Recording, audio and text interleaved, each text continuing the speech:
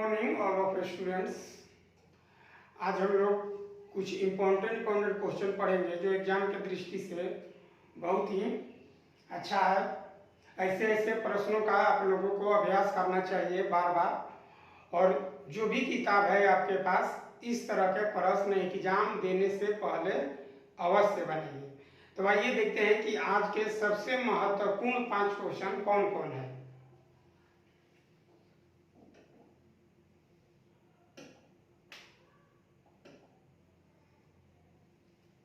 देखिए, एक विक्रेता ने 1% के लाभ के साथ 16,108 रुपया में 8 मशीन गन बेचता है। कितना मशीन गन बेचता है? 8 मशीन गन बेचता है। कितना रुपया में? 16,160। तो उससे लाभ कितना का होता है? 1% का। यदि वह 12% लाभ अर्जित करना चाहता है, कितना बाबू?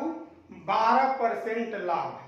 तो 12% लाभ अगर अर्जित करना चाहता है तो 10 गन मशीन को कितने दाम पर बेचना चाहिए, ये निकालना है आपको।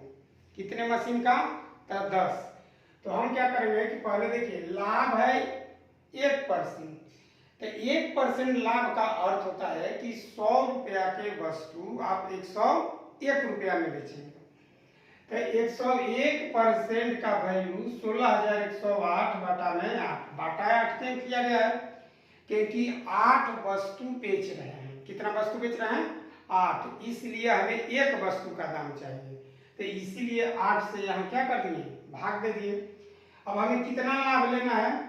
112। अब बताइए कि 1% का वैल्यू क्या हो जाएगा? तो 1 चाहे यहाँ से देखो हम कटा लेते हैं। 8 दूनी 16, 0 8 दूनी 16, फिर ये कट जाएगा 20 बार में। कई बार में? 20। तो आ गया आपका कि 1% का वैल्यू कितना? 20। इसलिए हमें कितना का निकालना है? 112। तो 112%। तो 112% का निकाल लीजिए। तो 112 गुना 20 बराबर कितना? 2 12 दूनी 24। तो इतना रुपया हुआ। ठीक। तो ये जो विक्रय मूल्य निकला हमारा, ये किसका निकला? एक वस्तु का निकला, एक मशीन गन का निकला। तो इसलिए हमको 10 का चाहिए। तो 10 का चाहिए तो 10 से गुना कर देंगे, यानी कि 22400 इतना आएगा 10 का। तो जिस ऑप्शन में ये वाला आंसर देखिए 22,400 रुपया। तो आप इस क्वेश्चन को देख लीजिए अच्छी तरह से।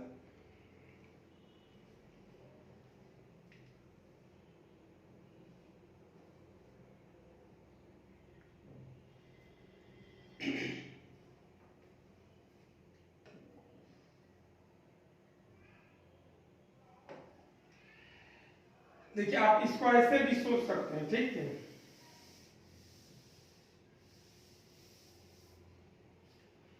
इसे ऐसे भी सोच सकते हैं कि 101% लाभ हमें निकालना कितना है? 112 का। तो 8 वस्तु का कितना है? ये कितना का निकालना है? 10 का निकालना है।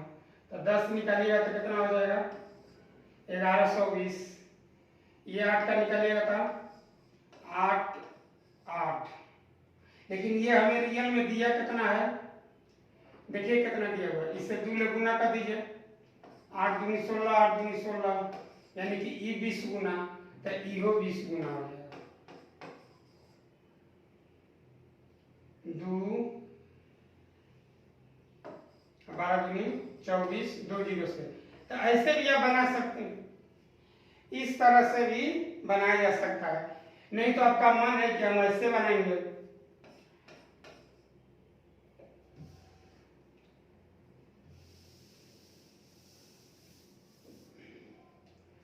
सोलह 0 ये कितना है 101%। हमें निकालना कितना का है 112 का। कितने वस्तु का, तो ये तो 8 वस्तु का है, तो 10 बटा में कितना 8 निकाल लीजिए। अब ये कट जाएगा, देखिए ये कट जाएगा 8 दूनी 16, 8 दूनी 16, ये कट जाएगा 2 बार में, ऐसे गुना कर दीजिए आ जाएगा इतना। तो इस तरह से सब एग्जाम में बनाया जाता है, चाहे आप कोई भी मेथड लगाइए, इससे तरीका आसान आप नहीं कर सकते हैं। तो इसी के साथ चलते हैं, अगला क्वेश्चन लेते हैं।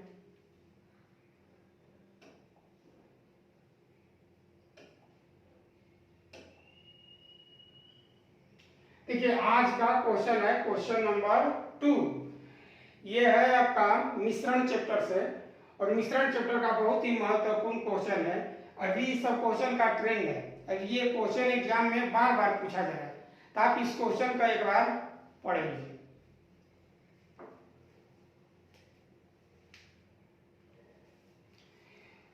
चलिए आशा करते हैं कि आप इस क्वेश्चन को पढ़ लिए होंगे। देखिए क्या दिया हुआ है,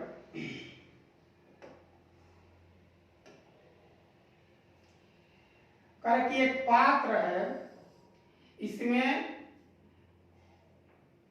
189 लीटर दूध और 81 लीटर पानी का मिश्रण है। एक बर्तन में दूध और पानी रखा गया है मिलाकर आपस में, दूध और पानी, ठीक। कह रहा है कि इसमें से y लीटर निकाल लीजिए और शेष मिश्रण में 17 लीटर दूध और 22 लीटर पानी डाल दीजिए।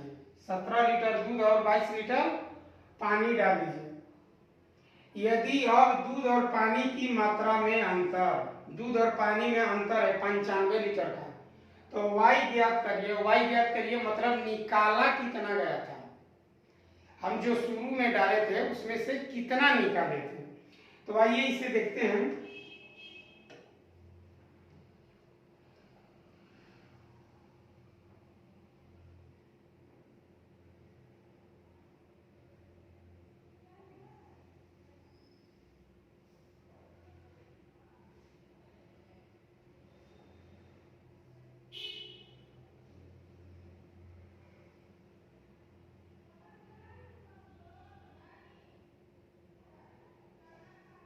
देखिए ये मेरा बर्तन है, इसमें मिल्क और वाटर रखा हुआ था 189 और 81 का, तो रेशियो बात हो गया कितना का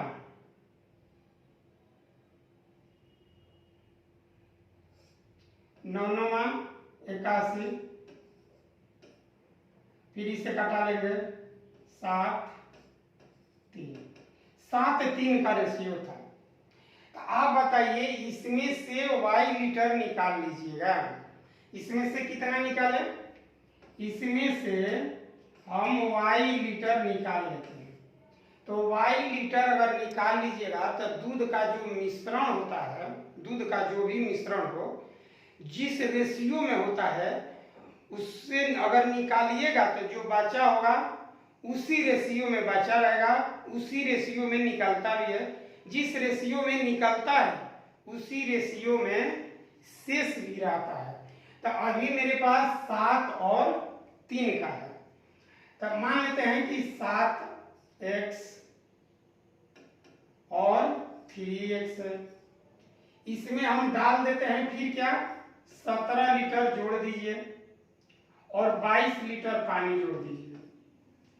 तो अब कह रहा है कि इसमें और इसमें जो अंतर है, देखिए अंतर क्या है, अंतर कितने का है 95 लीटर का, कितने का 95 लीटर।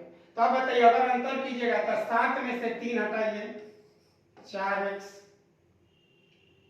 ये आ जाएगा, ऐसे लिख लेते हैं कि 7x plus 17 minus 3x plus 22 बराबर कितना 95। तो 7 में से 3 घटाइएगा कितना 4x। 17 22 अगर घटेगा तो 17 5 22 5 तो 95 आ गया। अब देखते हैं कि 4x बराबर 100 तो x बराबर कितना 25 ये कट जाएगा। तो x का वैल्यू 25 आ गया। x का वैल्यू कितना आ गया 25। तो हम देख लेते हैं कि शुरू में मेरे पास मटेरियल कितना था, ठीक ना। तो शुरू में था 7x और 3x, 7 और 3 10, चाहे जोड़ लेते हैं।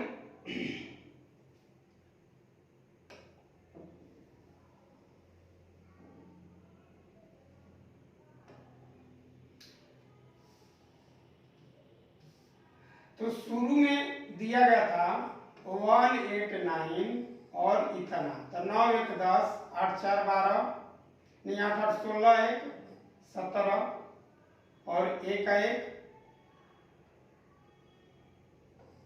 2, माने इतना लेटर था शुरू में। अब कितना है मेरे पास 7, इतना क्या है तो 7 का 3 कितना 10x, x का वैल्यू है 25 तो ये 250 हो गया। अब यहां से यहां तक निकाल लिया गया है तो 270 है और बचा कितना है 250। तो कितना लीटर निकाला गया था तो यही आ जाएगा y का वैल्यू, यानी कि 20 लीटर निकाल लिया गया था। ऑप्शन में देखिए 20 है तो मारेंगे 20। मिश्रण से 20 लीटर निकाला गया था। शुरू में मेरे पास टोटल था 270, अब कितना बचा हुआ है 250 लीटर। तो 270 250 बचा कर निकला कितना तो 20 लीटर। तो यही आपका आंसर है, ठीक। अगला क्वेश्चन, क्वेश्चन नंबर 3 देखिए, बहुत ही इंपॉर्टेंट क्वेश्चन है ये। नंबर सिस्टम का क्वेश्चन है, सरलीकरण का, और यह मात्र 10 सेकंड में आप बना सकते हैं। बहुत ही आसान सवाल है, आप एक बार ट्राई कीजिए इसे।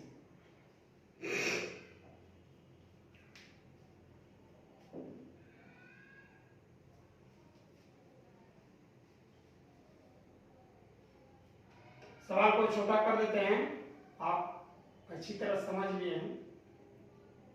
देखिए अब हम पहले सवाल को इसमें से एक सवाल बना लेते हैं पहले कि 1/10 गुना 11 दिया हुआ है। तो इसे हम ऐसे लिख सकते हैं 1/10 माइनस 1/11। अगर इसका एलसीएम लीजिएगा तो सेम यही चीज आएगा। इसको हम इस तरह से लिख सकते हैं, ठीक। लिखने का ही एक रूप है कि वैसे लिख दीजिए। अब यहां देखिए a बराबर उसी नियम से लिखेंगे 1/10 minus 1/11 plus 1/11 minus 1/12 plus dot dot dot plus 1/19 minus 1/20, ठीक। अब इसमें आपको ये देख रहे हैं, देखिए कट जा रहा है ये वाला। जो 2 बार हो, कई बार हो 2 बार हो, एगो प्लस में आता है और एगो माइनस में आता है।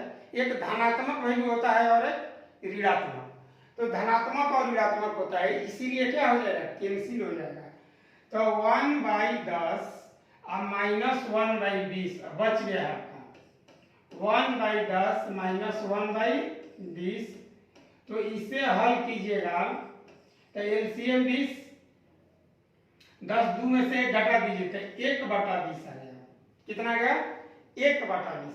इसी तरह से b का निकालेंगे तो b का दिया है 1/20 minus 1/21 plus dot dot 1/39 minus 1/40। देखिए ये और ये कट जाएगा। जो 2 बार हो वह अवश्य कटेगा। अब यहाँ बच गया 1/20, 1/40। तो 1/20 में से 1/40 हटा दीजिए। 1/20 माइनस 1/40 तो बराबर कितना आ जाएगा? 1/40। दोनों का एलसीएम 40 हो जाएगा। 20 दूनी 40, 2 में से घटाइए तो 1/40। अब क्या करना है? निकालना है आपको b भागा a। b में a से भाग देना है, यानी कि 1/40 डिवाइड बाई 1/20 बराबर 1/40 गुना में बदल दीजिए 20/1। 20 दूनी 40 तो 1/2। इस क्वेश्चन का आंसर क्या होगा? 1/2। ठीक है, तो ये लॉन्ग तरीका है, आप इसे मेंटली कैलकुलेशन करके भी बना सकते हैं। ठीक, आशा करते हैं आप अच्छी तरह से समझ रहे हैं आप लोग।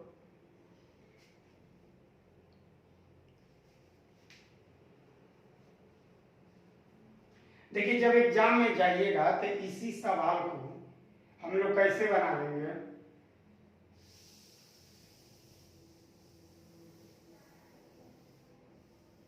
देखिए, कारण कि जो 2 बार हम सिर्फ इतने ही समझेंगे, जो सिर्फ 2 बार हो वो कट जाता है, तो हमें वैल्यू सिर्फ एक बार वाला लेना है। यानी कि a बराबर आ जाएगा 1/10 आई, ये सब काट दीजिए, ये सब चला जाएगा। अब 1/20 बराबर 1/20। b बराबर, देखिए 2 बार है, जो 2 बार है वो काट दीजिए, तो 1/20 माइनस 1/40 तो बराबर 1/। अब आपको भाग देना है, तो 1/40 में 1/20 से भाग दीजिएगा 1/40, भाग गुना बदल दीजिए 20/1। 20 दूनी 40।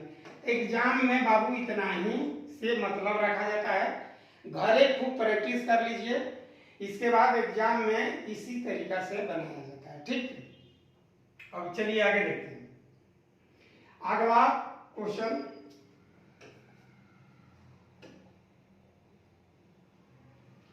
देखिए, 2 वर्ष में चक्रवृद्धि ब्याज और पहले वर्ष में चक्रवृद्धि ब्याज के बीच का अंतर 56 रुपया है। पहले और दूसरे वर्ष के लिए ब्याज की दर 14.28 और 11.11% दिया हुआ है। तो पूछ रहा है कि हमारा मूलधन क्या है?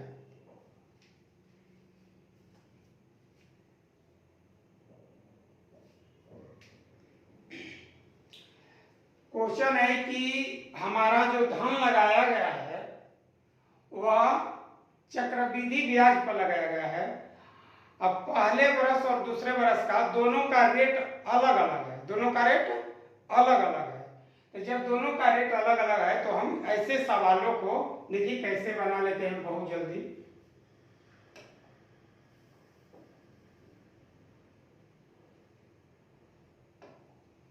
आप पहले याद कीजिए कि इसका वैल्यू क्या होता है, इसका वैल्यू याद होना चाहिए। इसका वैल्यू होता है 1/7। कितना होता है? 1/7।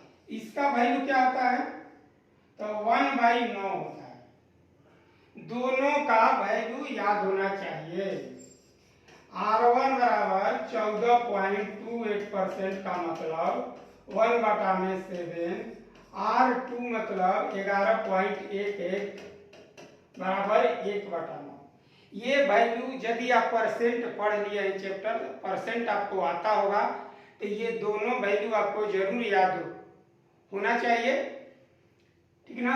तो अब देखिए हम क्या करते हैं कि P बराबर मूलधन को, P माने मूलधन, 7 और 9 में गुना कर दिए, 7 63। हम मान लेते हैं कि 63 रुपया है। मेरा जो मूलधन है वह 63 रुपया है। 63 रुपया का CI निकालेंगे, तो ये हो जाएगा आपका पहले बरस का CI, ये हो जाएगा दूसरे बरस का CI।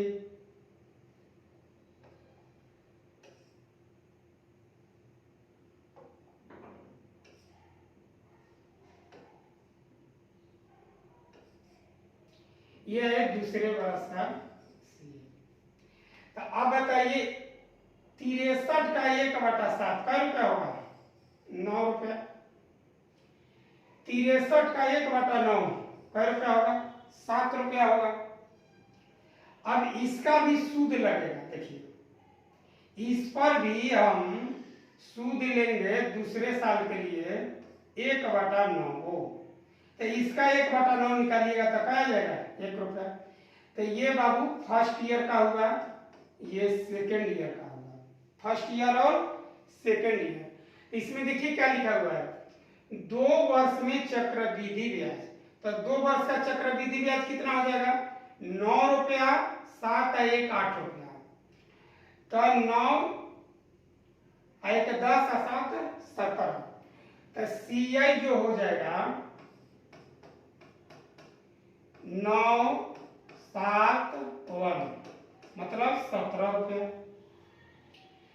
पहले वर्ष में चक्रवृद्धि ब्याज था, पहले वर्ष का है चक्रवृद्धि ब्याज 9 रुपया। आई दोनों का अंतर 8। इस 8 का वैल्यू है 56। तो 8 7 56। तो 1 का वैल्यू 7। तो हमें धन निकालना है तो बस इसमें 7 ले गुना कर दीजिए, यही हो जाएगा आपका आंसर। 1 यूनिट का वैल्यू 7 रुपया होगा। 1 यूनिट का वैल्यू। तो हम धन कितना लगाए थे? 63 यूनिट का यूनिट 63। तो 63 गुना 7 कर दीजिए। 63 गुना 7 7 21 7 42 और 2। तो ये वाला आंसर है ठीक 441। फिर एक बार पुनः समझ लीजिए।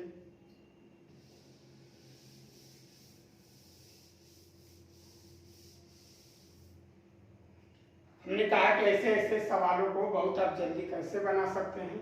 तो इसका वैल्यू होता है 1/7, इसका वैल्यू होता है 1/9। जो धन हमारा लगाया गया है वह चक्रवृद्धि ब्याज पर लगाया गया है। किस पर लगाया गया है?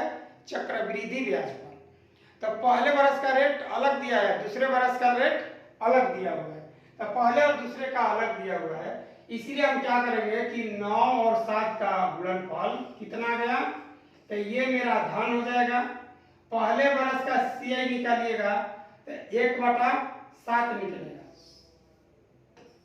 इसका 1/7 निकाल दीजिए तो 9 रुपया। इसका 1/9 निकाल दीजिए 7 रुपया। अब कह रहे कि ये तो पहला बरस हुआ, ये दूसरा बरस है। अब दूसरा बरस के लिए इसका भी सूद लगेगा 1/9। तो 1 रुपया ये आ जाएगा। तो जब भी डिफरेंस का बात करता है CI और चक्रवृद्धि ब्याज का, तो यही अंतर होता है। तो 7 1 8। तो 8 का वैल्यू 56। तो 8 7 56। ये जो 7 आया 7 इसमें गुना कर दीजिए, आ जाएगा आपका आंसर। ठीक। आज का लास्ट सवाल है,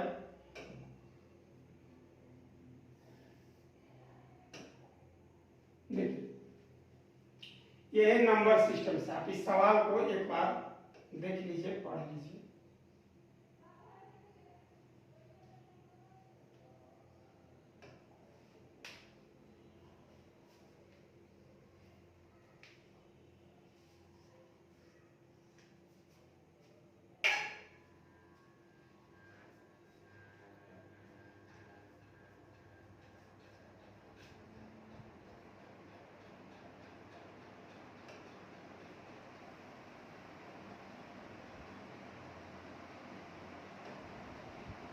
देखिए दिया हुआ है कि 8वां पावर n का UD 6, तो 3वां पावर n का UD निकालना है। यही तो पूछा हुआ है आपसे। इस सब नंबर का कोई मतलब नहीं रहता है। जो लेफ्ट साइड में जितने भी नंबर है, जो डिजिट है, डिजिट उसका कोई मतलब नहीं है, सिर्फ हमको इन्हीं डिजिट से मतलब है। तो आप बताइए कि n का वैल्यू अगर हमको मालूम हो जाए तो यहाँ भी हम आसानी से निकाल सकता है। पहले मालूम करना है तो हम देखते हैं कि 8 का यूडी जो होता है वह 8 होता है। 8 का यूडी 8, 8 का 8 टाइम 64, 4, 8 का 512 होता है, तो यानी कि 2, और 4 का 6 होता है, 4, इसलिए मेरा n का वैल्यू क्या मिला, 4। n का वैल्यू कितना मिल गया, 4। 4 का जो यूडी होगा वो कितना होता है, 6। यहाँ 6 ही दिया हुआ है, तो n का वैल्यू कितना निकला, 4। अब यहाँ आप आसानी से निकाल सकते हैं 3/4 का यूडी, तो 3 को 4 बार गुना कीजिए तो आएगा 81। 81 के क्या हुआ, 1। तो इस क्वेश्चन का आंसर हो जाएगा ऑप्शन नंबर डी। ठीक है, तो आज हम लोग देखे 5 इंपॉर्टेंट क्वेश्चन। प्यारे विद्यार्थी, अब सबसे मेरा एक ही रिक्वेस्ट है कि इस चैनल को आगे बढ़ाइए, अपने मित्रों को शेयर कीजिए, बताइए। मैं हर टॉपिक धीरे धीरे अभी डेमो टाइप के मैं पढ़ा रहा हूँ, जहीं तहीं से क्वेश्चन लेकर, जब अच्छा हो जाएगा स्थिति तो फिर मैं चैप्टर वाइज पढ़ाऊँगा। तो चलिए आज इसी के साथ यही तक रहने, जय हिंद।